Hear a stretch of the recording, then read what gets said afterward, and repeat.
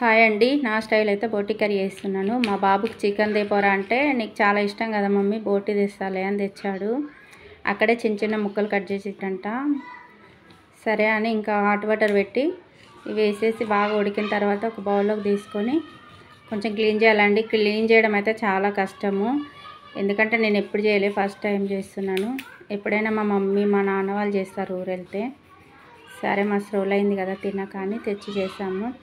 Hot water వేసి బాగా చాకుతో ఇట్లా అంటే మొత్తం క్లీన్ అయిపోతుందండి. క్లీన్ చేసుకున్న తర్వాత కుక్కర్ పెట్టుకొని ఆయిల్ వేసుకొని ఓల్ గరం మసాలా, ఉల్లిపాయలు వేసుకొని అల్లం ఎల్లిగడ్డ పేస్టు కొంచెం బ్రౌన్ కలర్ వచ్చేదాకా వేపుకోవాలండి. తర్వాత కొంచెం పుదీనాకులు, కొంచెం కొత్తిమీర, కొంచెం కరివేపాకు, కొంచెం అవన్నీ వేసినాం అనుకో కొంచెం స్మెల్ రాదని వేసేసి బాగా ఇట్లా క్లీన్ అయిపోయిన తర్వాత బాగా చేశాను. మా నాన్న ఉన్నాడు పక్కనే. చేసిన తర్వాత తీసి దాంట్లో వేసానండి. బాగా మళ్ళీ ఆయిల్లో వేపుకోవాలి.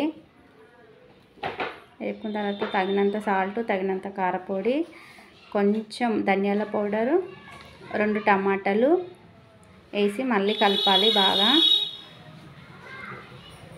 ఇలా వచ్చిన తర్వాత కొంచెం ధనియాల పౌడర్ వేసేసి నేనైతే వాటర్ ఎక్కువ వేసానండి, ఎందుకంటే మా నాన్నగారు ఉన్నారు, జొన్న రొట్టె కావాలన్నాడు మా నాన్న, అందుకనే కొంచెం వాటర్ కింద చేశాను.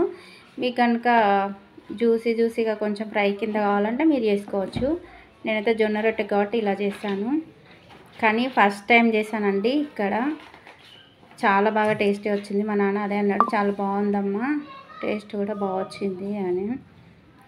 ఓకే ఫ్రెండ్స్, మీకు కనుక ఈ కర్రీ నచ్చినట్టుంటే ప్లీజ్ సపోర్ట్ చేయండి, సబ్స్క్రైబ్ చేయండి, లైక్ చేయండి ఫ్రెండ్స్.